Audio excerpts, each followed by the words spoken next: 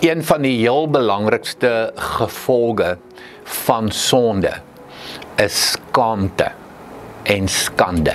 Die Engelse woord shame. Jy val in shame. Jy is shamed.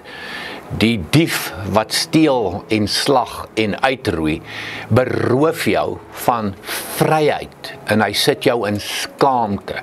Hy sit jou in skande. En jy sukkel om in die spieël te kyk. Jy sukkel om met jouself saam te leef. Jy sukkel om die wêreld in die oë te kyk. Jy kan ook nie God in die oë kyk nie. Waar kom dit vandaan? Gaan lees dit die oomblik toe die sondeval gebeur het. Toe Adam en Eva wat kaal was, wat naak was, hulle het so die heerlikheid van God uitgestraal, hulle het die kaal of die naaktheid nie agtergekom nie. In die oomblik toe die sondeval gebeur, toe is hulle skaam, toe is daar skaamte, toe kruip hulle weg, moet klere aantrek en hulle kruip vir God weg. Ek wil amper sê, hoe belaglik is dit, om van God te probeer wegkruip, maar ek en jy doen dieselfde nog vandag. Ek betrap myself in momente in my lewe wat ek wegkruip vir God, wat ek skaam is vir God, doodgewoon oor ek verkeerde keuses maak en verkeerde dinge doen en my gedagtes nie op die regte plek is nie en my dade nie is wat die Here wil hê dit moet wees nie. Dis skaamte. So daardie stokou wapen van die duiwel is nog steeds sy kragtigste wapen vandag. Hy probeer mense in skaamte sit.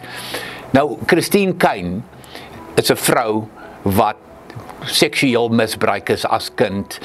Sy is vandag so terloops 'n wonderlike geestelike leier wat voorloop in die wêreld wat geestelike leierskap aanbetref. Sy sê die volgende: skande is om waardeloos te voel, want dit is presies wat shame doen. Dit steel jou waarde en dit benadeel jou verhouding met die Here. Dit benadeel jou verhouding met jouself. Dit benadeel jou verhouding met ander mense. Dit verhinder jou vermoë om God se onvoorwaardelike liefde te ontvang en om daardie liefde met ander te deel. Mense, dis waarvoor die kruis was. Die kruis is daar vir vergifnis, maar die kruis is ook daar sodat ek en jy van ons skaamte ontslae kan raak, sodat ons ware vryheid kan ervaar, ware vryheid kan beleef. Vry van skande, vry van skaamte. Dit is die rede vir die kruis. Jy's waardevol, nie waardeloos nie. Skaamte sê vir jou waardeloos. Die bloed van Christus sê vir jou waardevol. En dan hierdie wonderlike woorde. Jy moet die onvoorwaardelike liefde van die Here kan ervaar en kan ontvang in jou lewe. Hoekom? Sodat jy dit kan weggee, sodat jy dit kan uitdeel. Skaamte stop daai hele proses.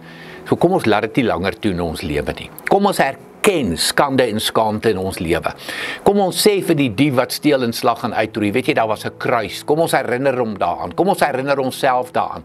Die bloed van Christus het gevloei sodat ek waarlik vry kan wees, ook vry van skaamte en skande. 'n wonderlike week gaan leef vry van skande en skaamte.